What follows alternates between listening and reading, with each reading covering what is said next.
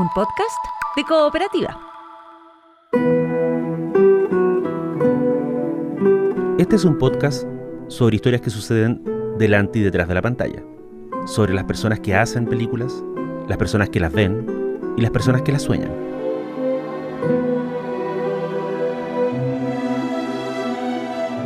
Soy Daniel Villalobos y esto es El Contador de Películas.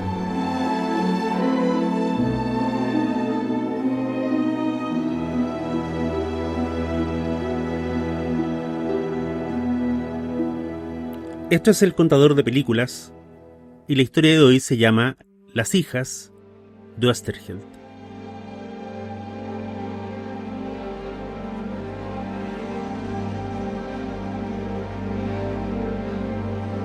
El chico se llamaba Saúl, pero le decían Lito.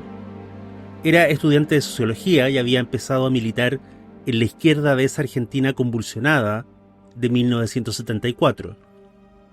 Uno de sus contactos dentro del movimiento era un tipo al que solo conocía como el Vasco. Fue a este hombre, el Vasco, a quien recurrió Lito cuando necesitó encontrar algún trabajo. El Vasco lo mandó a un departamento que quedaba en la calle Libertador con Teodoro García. Allí vivía un señor que necesitaba un secretario. El señor era muy amable y tenía edad suficiente para ser el padre de Lito. El trabajo consistía en tipear en una máquina de escribir en 2 copias los textos que el señor redactaba a mano. Esos textos eran guiones de historietas. El señor le dijo a Lito que se llamaba Héctor, y durante varios meses el muchacho estudiante de sociología visitó el departamento 2 veces por semana para pasar a máquina esos guiones. Con el tiempo, Lito y don Héctor se hicieron amigos. Para ese entonces, Lito ya sabía algunas cosas de don Héctor. Por ejemplo, sabía que algunos guiones iban a la editorial Columba, que publicaba revistas como D'Artagnan o El Tony, y otros iban a la editorial Record. Lito también sabía que la mayoría de los bultos embalados, que eran casi el único amueblamiento del lugar, correspondían a regalos sin abrir del matrimonio de una de las hijas de don Héctor. Lito también sabía, porque no era tan ignorante ni tan desconectado, que ese señor mayor era el autor del Eternauta, lo que significaba que don Héctor en verdad se llamaba Héctor Oesterheld. Pero lo que no sabía Lito era el nivel de involucramiento de ese señor mayor en lo que entonces era la guerrilla de Montoneros. Como otros grupos de izquierda, Montoneros se oponía a la represión que estaba implantando el ministro José López Rega desde el gobierno de María Estela Martínez, viuda de Perón. Y una mañana, cuando Lito llegó a trabajar a la hora acostumbrada, se encontró con que don Héctor le daba el día libre. «Unos amigos necesitan el departamento», le dijo. «Nos vemos la otra semana». El día siguiente, que era el 19 de septiembre de 1974, un equipo de 40 miembros de Montoneros secuestró a los hermanos Jorge y Juan Born, altos ejecutivos de la empresa familiar Bunch and Born. La operación sería bautizada tiempo después como el secuestro más caro en la historia de Argentina. El departamento donde Lito se había dedicado por meses a tipear guiones de historieta había sido usado como uno de los lugares de coordinación de ese secuestro.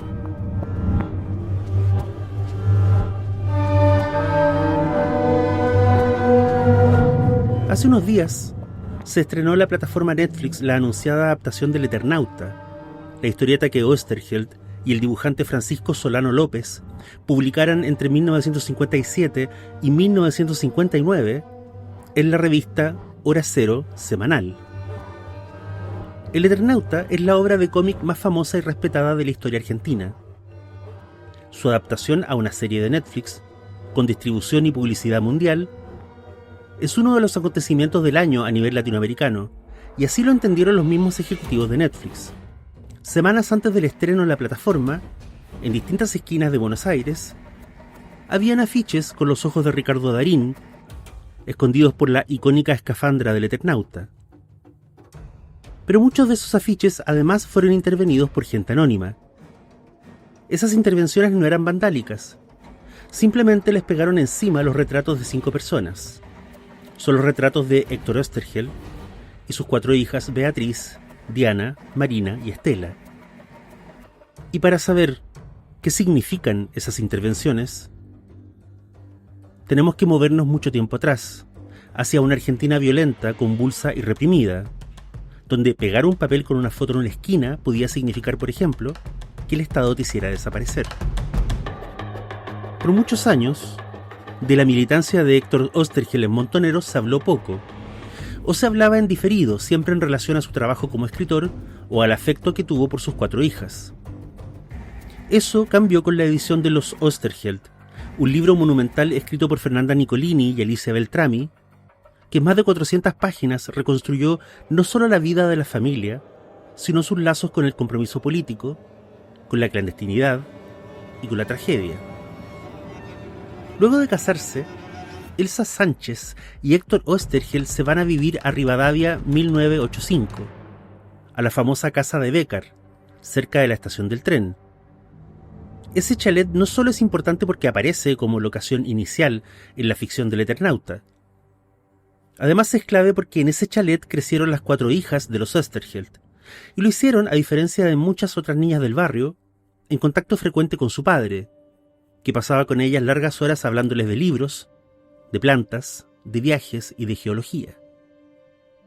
Como señala su viuda Elsa en el libro de Nicolini y Beltrani, el guionista fue un padre presente. Dice: lo veían en el jardín plantando flores con las 4 nenas y llamaba la atención. ¿En dónde había un padre en esa época que estuviera todo el tiempo con sus chicos? Solo un loco, un escritor como él. Cambiaba pañales, hacía mamaderas, y cuando veía que sus hijas lo reconocían y se reían con él, se volvía loco.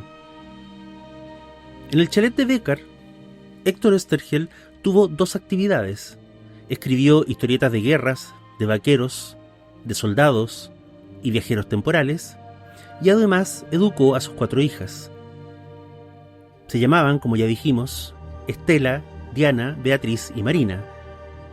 Estela, nacida en 1952, era la mayor. Marina fue la última, nacida en 1957. La integración de las hijas de Oesterheld a la militancia de izquierda sucede muy pronto, cuando algunas de ellas todavía están en el colegio.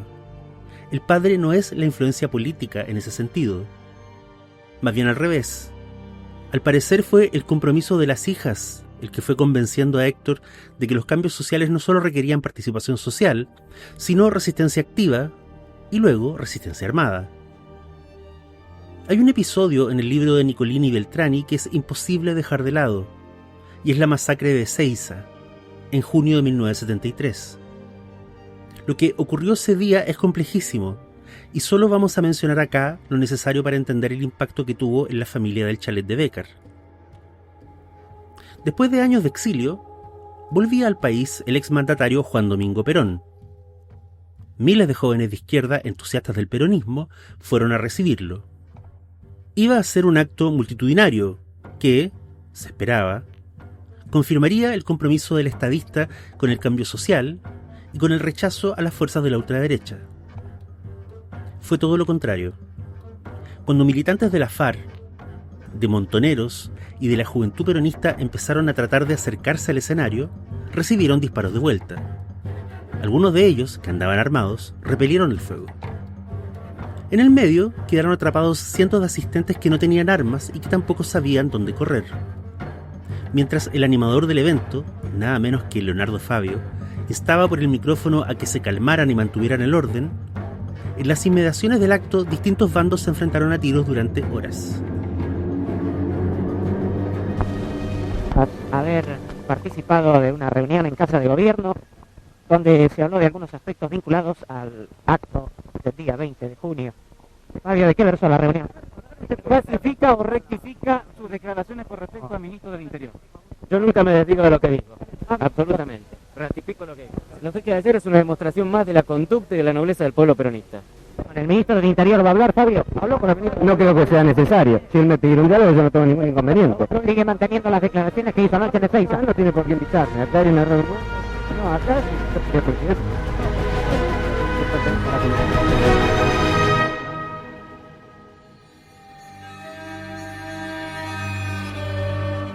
Oesterheld y sus hijas volvieron al chalet de Becker después de un largo desvío. Una de las mayores, Diana, volvió en la madrugada sin dar muchas explicaciones. Se venían tiempos oscuros. Y sobre todo, se venían tiempos violentos. En algún punto de la jornada en Ezeiza, Héctor vio a Miguel, la pareja de su hija Beatriz, discutir con los médicos que estaban sentados dentro de una ambulancia que bloqueaba la salida. Uno de los hombres de la ambulancia había sacado una metralleta para apuntarle a la cabeza a su yerno. Los tipos vestían de blanco, pero no eran médicos. Oesterheld no olvidó la imagen. Tiempo después, cuando sus hijas estaban haciendo trabajo de base en distintas villas y barrios populares, a ese mismo yerno suyo, mientras andaba por la calle con Beatriz, lo amenazó un tipo. O se van del barrio, o los matamos. Cuando Oesterheld se enteró del asunto, no regañó a su hija Beatriz, ni le prohibió seguir yendo a las villas, ni le pidió que se saliera de la militancia. Lo que hizo fue tomarla a ella y a su yerno y llevarlos a una armería en Once. Allí les compró revólveres Ruby extra calibre 22, con punta hueca y alta velocidad. Oesterheld sabía de armas porque alguna vez había cazado y porque tenía un conocimiento enciclopédico del tema, adquirido en sus años escribiendo historietas de guerra y de aventuras del oeste. Pero una cosa son las historietas y otra es la vida real. En algún momento de su carrera, Oesterheld, amenazado por las deudas y también consciente de que el ambiente en Argentina se estaba volviendo más y más oscuro, miró al otro lado de la cordillera. El guionista ya había venido a Chile en 1968 para entrevistarse con colegas sobre la posibilidad de crear y publicar en revistas chilenas. Pero el momento nunca parecía llegar, hasta que después del triunfo de Allende en 1970, lo llama el dibujante Alberto Vivanco, que había asumido un cargo dentro de la editorial Quimantú. Las condiciones por fin eran propicias. Quimantú era un sello estatal. El signo político del nuevo gobierno coincidía con los proyectos de Oesterheld. Era cosa de tiempo para que por fin se cumpliera el sueño de ver sus trabajos en kioscos chilenos, en ediciones populares accesibles a todo el mundo. Los sucesos de Ezeiza, que habían marcado tan profundamente al guionista, ocurrieron el 20 de junio de 1973. El 27 de junio, Uruguay cayó en manos de una dictadura militar. Menos de 3 meses después, vino el golpe en Chile.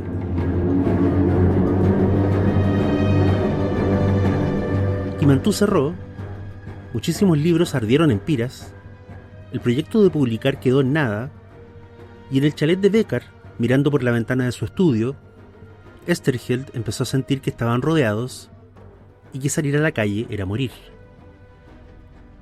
Se estaba haciendo realidad un aspecto de una historieta que él escribiera entre 1970 y 1971 y que se publicara serializada en la revista 2001. Se llamaba La Guerra de los Antartes y la premisa era muy directa. Ante una invasión alienígena, las grandes potencias del primer mundo pactaban con los invasores. A cambio de dejar en paz al resto del mundo, los Antartes se convertían en dueños de América Latina. El mensaje de la historia no podía ser más obvio. América Latina era la zona de sacrificio. Durante 1974, mientras todavía gobernaba la viuda de Perón, Montoneros comenzó a dejar atrás el aspecto político para concentrarse en una actividad exclusiva que era la resistencia armada. A principios del año siguiente, 1975, ya se avistaba la posibilidad de un golpe. En uno de los tantos fragmentos recogidos en el libro de Nicolini y Beltrami, la madre Elsa, la madre de las 4 Oesterheld, le dice a sus hijas que es una locura resistirse a lo que se les viene, y lo ejemplifica con una imagen fatídica, digna de la mejor pluma argentina. Es como querer parar un tren con las manos, les dice. Las hijas le responden que es una exagerada. Héctor, para ese entonces, seguía trabajando en historietas, en paralelo a su trabajo militante. De hecho, decir en paralelo no es una expresión exacta, porque a esas alturas, su labor en Montoneros y su oficio como escritor eran una sola cosa.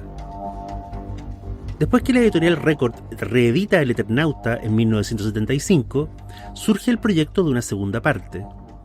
El Eternauta 2 empieza a aparecer en 1976, que es el año del golpe militar en Argentina.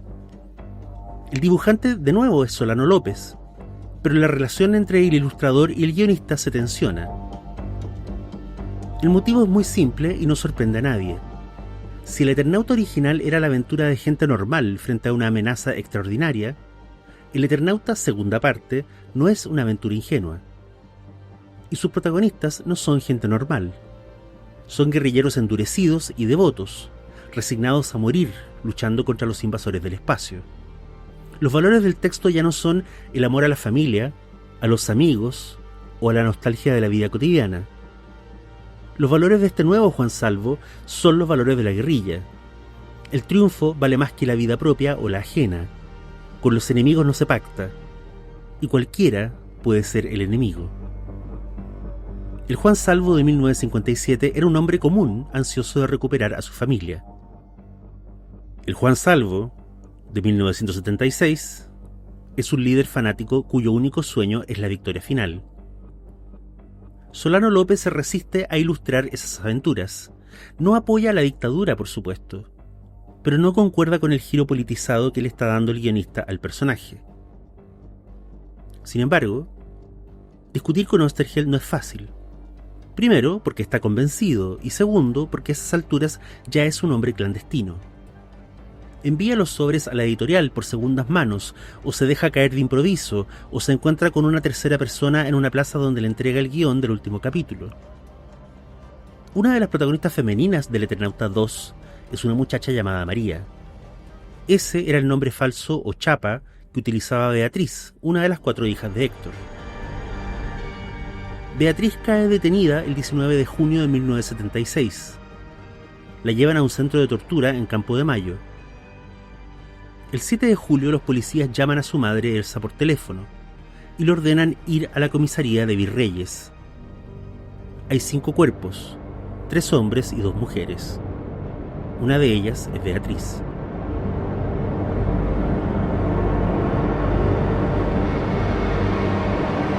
Al entierro de Beatriz no asiste ninguna de sus hermanas ni tampoco su padre. Solo su madre Elsa, acompañada por su cuñado Jorge Oesterheld. Uno de los otros asistentes al entierro advierte la alta presencia de trabajadores con sacos dando vueltas cerca de la tumba. No dice nada, pero tiene la certeza de que en esos sacos hay armas y que esos supuestos trabajadores están esperando a que lleguen las hermanas o el propio Héctor. El 7 de agosto, casi un mes más tarde, cae Diana, secuestrada en una calle de Tucumán. Tenía un hijo pequeño al que había debido abandonar en la fuga y además estaba embarazada. Décadas después, se supo que la llevaron a un centro de detención en la Jefatura Central de Policía, donde fue asesinada. El 10 de septiembre de 1976, un piquete de soldados allana el chalet de Becker, donde para ese entonces solo vivía Elsa Sánchez, la mujer de Oesterheld, y una muchacha llamada Mary. Los soldados revisan cada palmo de la vivienda, se llevan fotos, cuadernos e interrogan minuciosamente a Elsa. Ella no miente. Dice que no ha visto a su marido en más de un año, lo que es cierto, y que tampoco sabe dónde están sus hijas, las 2 que le quedan. Después de varias horas, el oficial a cargo acepta lo que es ya muy obvio. En esa casa no hay nadie y esa mujer no sabe nada. Los soldados se retiran. Pero, aunque no encontraron ni subversivos, ni armas, ni documentos, el allanamiento sí tiene un efecto inesperado. Elsa decide que ya no puede vivir ahí. Se va a la casa de sus padres, en calle Huergo, y jamás vuelve a poner un pie en el chalet de Becker.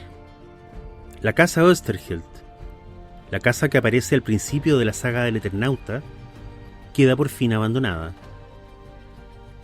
El 27 de noviembre de 1977, cae en manos de la represión Marina Oesterheld, una de las 2 hijas que quedan.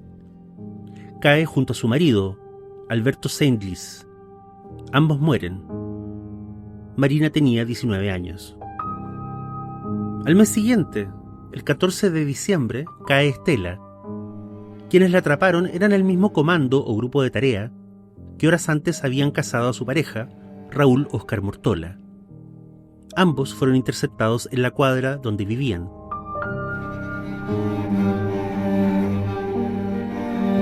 Estela tenía 25 años. Tenía también un hijo llamado Miguel, que por alguna razón sobrevivió a los laberintos de la represión y en vez de perderse en ellos, fue rescatado por un militar que se lo fue a dejar a Elsa Sánchez, y así fue como Elsa se enteró que la última de sus hijas había sido abatida por la represión. Si Héctor Germán Oesterheld se enteró de las muertes de Marina y Estela, sus últimas 2 hijas vivas, tuvo que ser de boca de sus propios captores. El guionista del Eternauta estaba secuestrado desde el 27 de abril de 1977. Hay testimonios de gente que lo vio, en mejor o en peor estado, en distintos centros de reclusión. Nicolini y Beltrami citan a los 3 últimos prisioneros que pudieron verlo vivo. Son 3 hombres que fueron detenidos y llevados a un centro llamado El Vesubio. Todos coincidieron en que Oesterheld estaba vivo y que tenía la cabeza vendada. Uno de ellos lo vio jugando ajedrez. El rastro del guionista se pierde después de esto, como el de tantos y tantos detenidos y desaparecidos. En el final original de la primera saga del Eternauta, el propio Oesterheld, dentro de su ficción, conversa con Juan Salvo sobre los viajes en el tiempo. Y le dice a Salvo: si todo lo que usted me contó sucedió en un año específico y en esta realidad que es la nuestra, ese año todavía no llega, puede que haya una forma de evitar que ocurra todo este espanto. Salvo no tiene respuesta. Lo que sí entiende es que puede ir a su casa por fin y ver a su familia. El final del Eternauta 2 es mucho más amargo. Oesterheld y Juan Salvo se encuentran en una plaza donde los niños juegan a la ronda. Salvo le pide al guionista que lo acompañe. La aventura sigue porque la lucha todavía no acaba. Ese es el final guerrillero y desafiante que escribió un Oesterheld que para ese entonces estaba acorralado, solo y en clandestinidad. Pero si todas las realidades se cruzan, si los viajes en el tiempo son posibles, y si el amor, la amistad y la resistencia son capaces de vencer al horror, nada impide que creamos que en algún lugar Juan Salvo llegó a casa y que entonces abrazó a su mujer, a sus hijas, y que todos se quedaron mirando por la ventana la noche estrellada, la noche tibia, la noche por fin sin nieve. La verdad es perro fiel que vive en todas las casas, que muerde a quien no lo atiende. Soy Daniel Villalobos y esto fue El Contador de Películas. Hasta la próxima. Yo soy todo lo que recuerdo y vos todo lo que has olvidado. Yo me muevo entre las cosas, vos entre fantasmas.